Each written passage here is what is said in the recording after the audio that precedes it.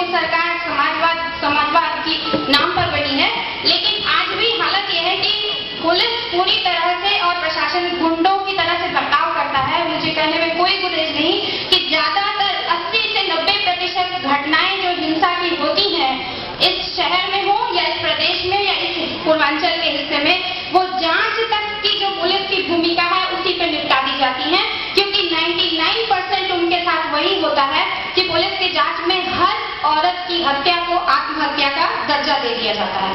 और ये जो कुचक्र रचा जाता है वो सब कुछ कानून के दायरे में इतनी संजीदगी से किया जाता है कि कोई औरत उसके सामने खड़ी नहीं हो पाती, टिक नहीं पाती, उसे न्याय नहीं मिलता। तो एक बहुत बड़ा सवाल इस पूरे प्रदेश में और इस जगह पे है कि महिलाओं को कैसे सुरक्षा मिले, और सुरक्षा ही नहीं सम्मान और स्वाभिमान मिले। उस एक सवाल को लेकर के हम लोगों ने लंबा संघर्ष किया है और आगे भी करते रहेंगे।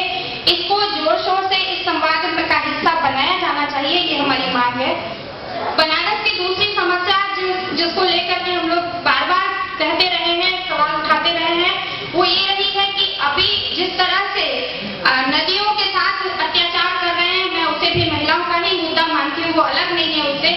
वहाँ पे सीधे सीधे इस शहर की अगर बात करें तो वरुणा 80 का पूरी तरह से जो है खात्मा कर दिया गया इस विकास की धारा में, उसको नाला ही घोषित करके रख दिया गया है। और गंगा के नाम पर 20,000 करोड़ रुपए जहाँ दिए जा रहे हैं सरकार की तरफ से, वहाँ इस जगह पर जमीन पर बैठे हुए हम लोगों को कहीं भी कोई उम्मीद दिखाई नहीं देती, क्योंकि वैसे ही गंदे नाले और गंदगियां सारी की सारी गंगा में गिराई जा रही है। ना उनकी कोई रणनीति है उस पर, ना कोई दूर की सोच है।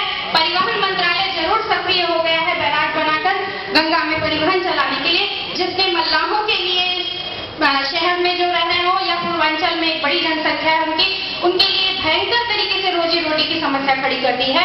उनको पूरी तरह से हाशिए पे ढकेल दिया गया है। और इस पूरे, चाहे वो नमामि गंगे हो या गंगा की अपनी दुनिया भर की जो योजनाएं हैं, उनमें कहीं उनकी कोई भूमिका नहीं ली जा रही है। जब कभी वो थोड़ा बहुत विरोध करते हैं तो उसको उनके जो 1-2 विधायक हैं उनको भेज करके उनको समझा दिए जाने की या उनके नेताओं को खरीदने की एक प्रक्रिया चली है।